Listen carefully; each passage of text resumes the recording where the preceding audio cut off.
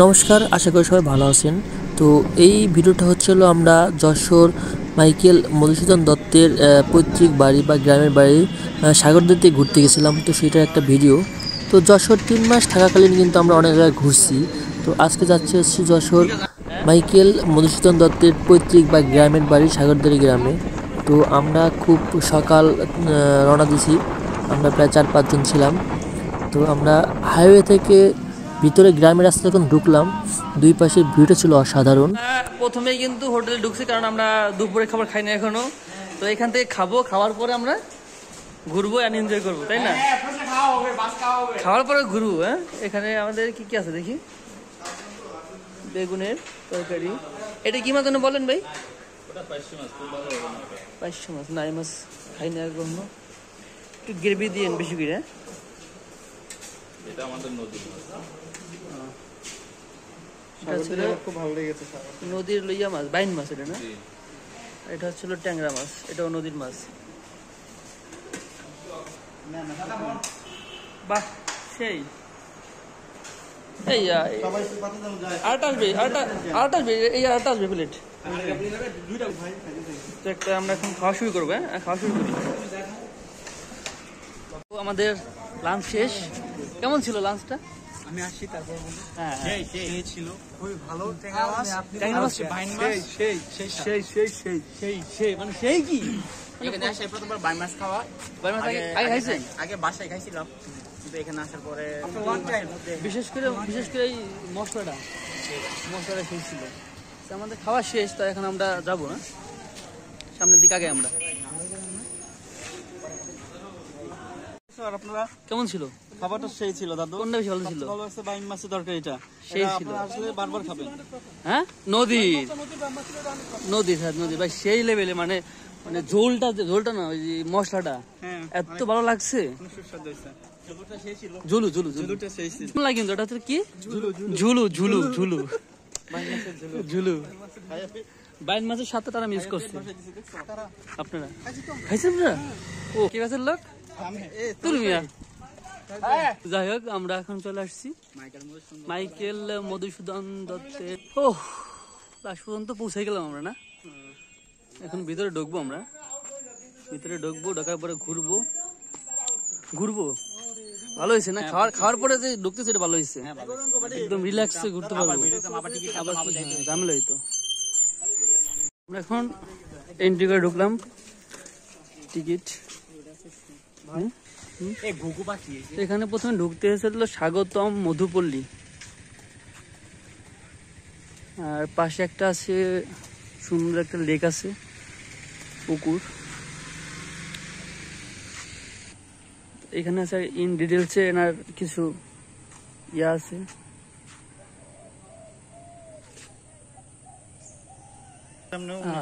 বাহ, ভিউটা কিন্তু সেই আসে। হ্যাঁ,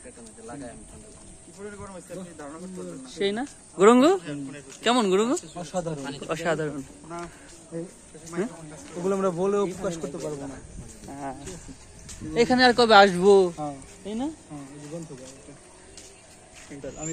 এটা হলো ফ্রান্স স্টাইল, না? ফ্রান্স স্টাইলের ইয়া মূর্তিটা এখানে। তো এটা হচ্ছিল কবির পৈতৃক ভবন, মধুপল্লী গ্রন্থাগার। ভিতরে অনেক আপনার বই আছে। তো এইখানে যে নির্মাণগুলো আছে, এটা কিন্তু সেই 200 বছর আগের, এখনো অক্ষত অবস্থায় আছে। মানে দেখলে মানে বোঝাই যায় না যে এত বছর যাবত এটা এখনো ওইভাবে আছে। তো এই পাশটার ভিউটা অসাধারণ ভিউ, পাশটা, না? মানে এটা হচ্ছে বাড়ির ভিতরের একটা যে পরিবেশ। তো এটা হচ্ছে সেই ভিউ। এটা হলো বাড়ির কি পিছন না সামনে দ্বার? এটা বাড়ির পিছনের দ্বার। আমরা এখন কাকার বাড়ি। ও, এইটা হচ্ছে কবির কাকার বাড়ি। এখানে লেখা আছে কবির কাকার বাড়ি। কবির বাড়ি কোনটা? এটা মনে হয় কবির বাড়ি, না? এইটা জায়গা মতো এই পাশ থেকে যাই। এখানে ভিতরে আবার সরকারি কি প্রাথমিক বিদ্যালয় একটা ইয়ে আছে, প্রাইমারি স্কুল আছে ভিতরে।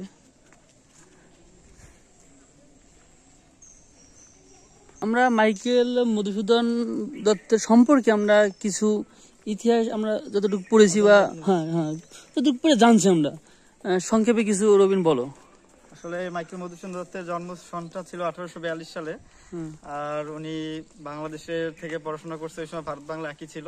তখনকার দিনে তিনি কলকাতা প্রেসিডেন্সি কলেজে অধ্যয়ন শেষ করে বিলেতে পাড়ি জমায় বড় কবি সাহিত্যিক লেখক হওয়ার জন্য। কিন্তু একটা পর্যায়ে যখন সে ওখানে গিয়ে খ্রিস্ট ধর্ম গ্রহণ করে কবি হওয়ার জন্য যে গেলেন, তারপর কবিতা লেখালেখি অতটা পরিচিত হয়ে ওঠে না, মানুষজন তাকে সেইভাবে গ্রহণ করেনি। আস্তে আস্তে তখন সে দেশের প্রতি তার অনুভূতি এবং ভালোবাসা মানে রিয়েলাইজ যেগুলো করলো যে বাংলার কবি, যে আমি বাংলার মানুষ, বাংলার জন্য কি করছি আমি, তাহলে দেশের জন্য সে তখন তার মন প্রাণ কাঁদে যে আমি দেশের মানুষ হয়ে বিদেশে কেন পড়ে থাকবো। তখন যে দেশ মাতাকে ছেড়ে ভুলে সে যে বিদেশ চলে গেছে, পাড়ি জমাইছে, তখন তার যে অনুভূতি বা কষ্ট, সেটার উপর ভিত্তি করে সে কপোতাক্ষ নদ, তারপর হচ্ছে আরো অনেক অনেক কবিতা লিখেছে। তার মধ্যে কপোতাক্ষ নদে 2-1 লাইন না বলেই নয়, যে সতত হে নদ তুমি পর মোর মনে, সততে তোমার কথা ভাবিয়ে বিরলে। এই কবিতার মাধ্যমে কবি তার মনের সব দুঃখ কষ্ট সবকিছু বাংলার মানুষের কাছে তুলে ধরেছেন। হ্যাঁ, তারপর আস্তে আস্তে 1800 যখন তার শেষ বয়স, 1870-72 সাল, তখন সে দেশে আসে এবং আসার পরে তিনি বেশ কিছুদিন শয্যাশায়ী অবস্থায় ছিলেন হসপিটালে। খাবার, দুঃখ, দুর্দশা, অনেক কষ্টের দিন যাপন করতেন। তবে তার বিষয়ে আরেকটা ইতিহাস না জানলেই না আপনাদের, যেমন সে তার জীবনে কোনোদিনও পকেট থেকে যখন কাউকে ভিক্ষা দিত, দেখতো না কত টাকা সে দিচ্ছে। সে লক্ষ লক্ষ হাজার হাজার যত টাকায় থাক, সে এক মুঠ ভরে দিয়ে দিচ্ছে, নেন আপনি ভালো থাকবেন।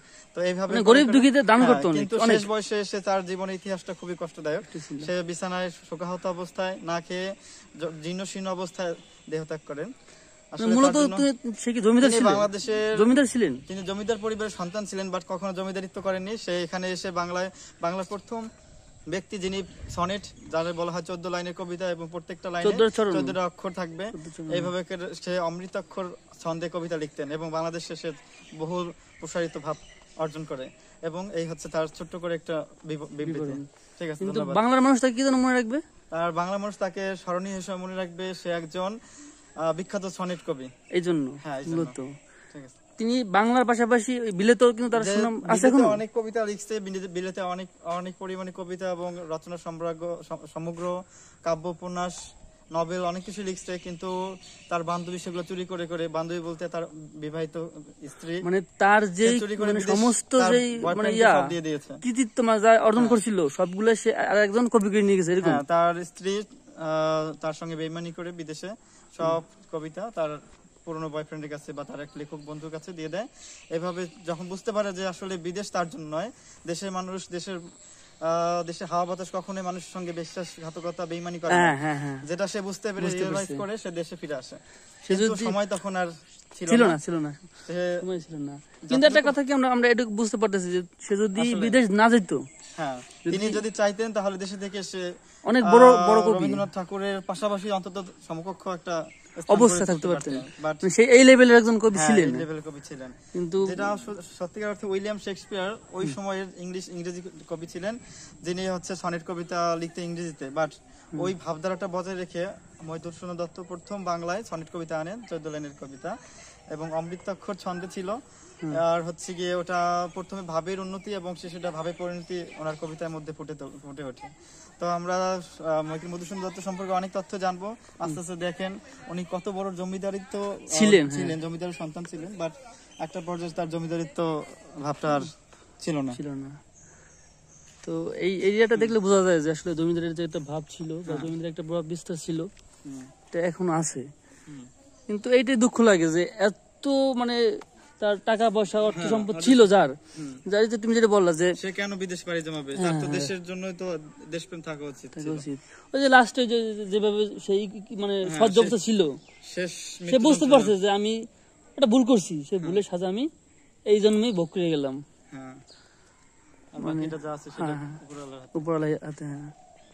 তো আমরা ছোট করে একটু তার ইতিহাস সম্পর্কে জানলাম রবিনের কাছ থেকে। এরপরে আমরা আপনাদের বাকি এটা তো একদম এটা তো একদম সংক্ষেপ, অতি সংক্ষেপ এটা। ঠিক আছে, তার তো জীবনী তো একদম অনেক, তাহলে এগুলো তো বলে শেষ করতে পারবো না। যাক, তারপর আমরা টুকটাক কিছু দেখাই এখানে, মানে যা কিছু আছে অবস্থিত। তা আমরা ভিতরে ঢুকবো, এটা ভিতরে ঢুকি। এটা হলো বাড়ি না টোটাল? এটা জমিদার বাড়ি। তাহলে আমরা এখন আমরা এখন কবির একদম মূল বাড়ি যেটা, ওইটার ভিতরে ঢুকছি আমরা।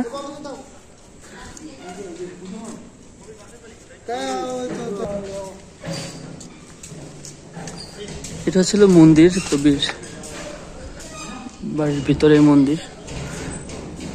মানে আমরা কিন্তু টিভিতে সিরিয়ালে দেখি ইন্ডিয়াতে যে বাড়ির ভিতরে মন্দির, বাড়ির ভিতরে যে একটা পরিবেশ, সেখানটা ভাব চলে আসছে না সব।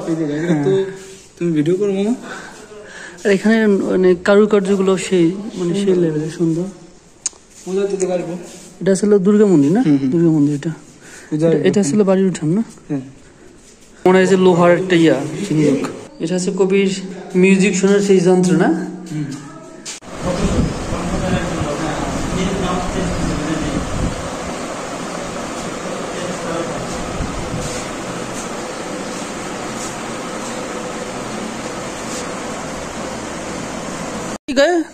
বাড়ির গোপন উঠান কাটে রে। গোপন উঠান বলতে যে মহিলারা একটু এখানে বিকেলে বেলা একটু আড্ডা দেবে, মেয়ে ছেলে তখন একটু ওই ছিল, অন্যরকম একটা নিয়ম টিয়ম ছিল না, এই জন্য। তো মাইকেল মধুসূদন দত্তের একটি বিখ্যাত কাব্যগ্রন্থ, যা তিনি ওই দেশ থেকে এই দেশে আসার পরে লিখছেন। মনে পড়ে যায় তুমি আমার মনে পড়তেছো। তিনটি নদ রয়েছে, তার মধ্যে কপোতাক্ষ নদ, ব্রহ্মপুত্র নদ, আরিয়াস নদ, আর বাদ বাকি 7টি নদী রয়েছে। তার মধ্যে কপোতাক্ষ নদ একটি। গোসল করতে ইচ্ছে করতেছে সেই না সে আর সে, শুধু সে আর সে দুইজনে।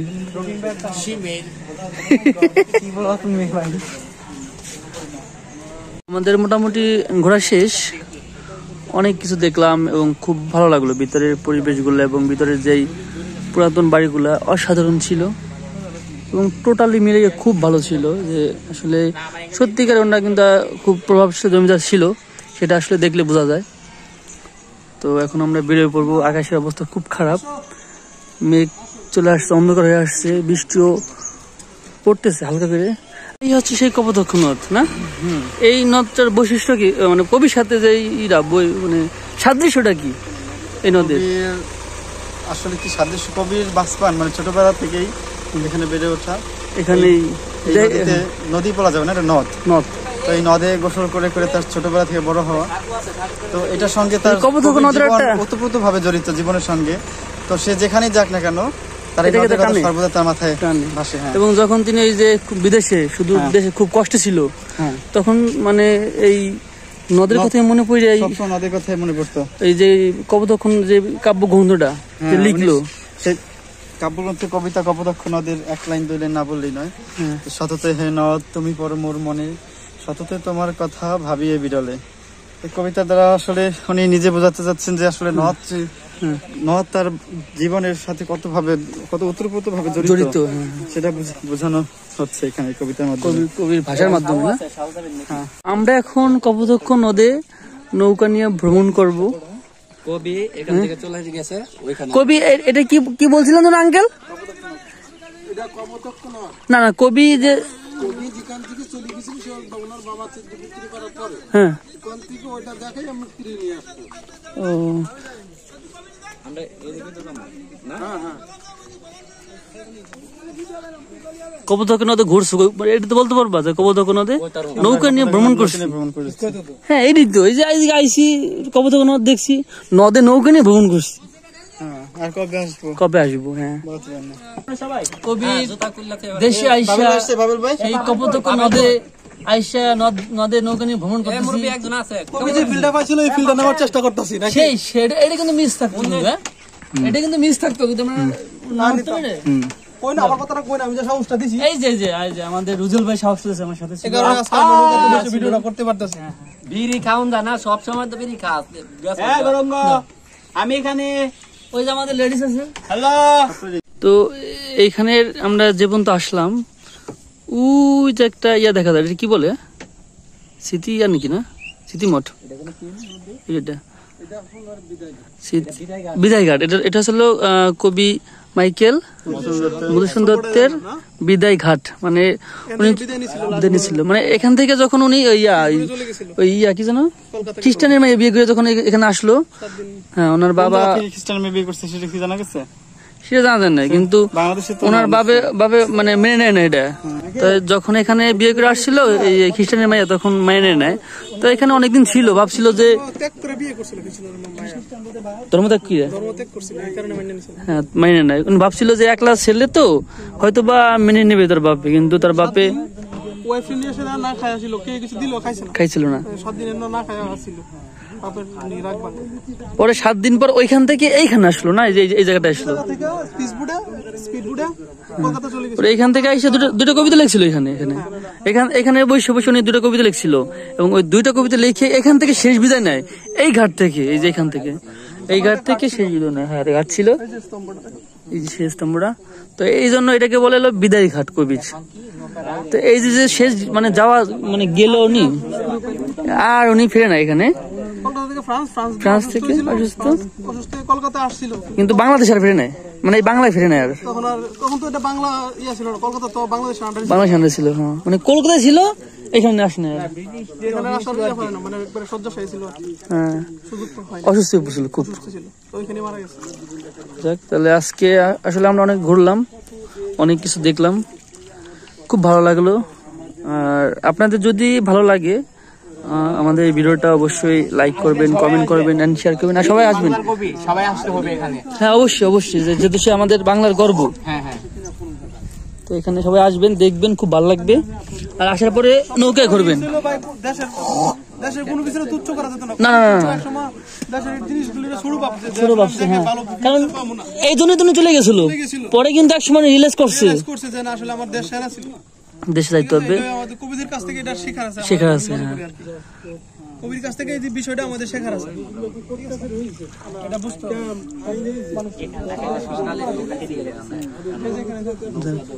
তাহলে আজকে আমাদের ভিডিওটা এই পর্যন্ত শেষ করে দিই, আমরা এরপরে চলে যাব আমাদের গন্তব্যস্থান আরএপে, পরবর্তী ব্লকে আবার দেখা হবে। টাটা বাই বাই, সবাই টাটা চিজু। আর ভিডিও শেষে সবাই কিন্তু একটা কি করবেন, অবশ্যই লাইক এন্ড সাবস্ক্রাইব করবেন। আচ্ছা সবাইকে ধন্যবাদ, টাটা।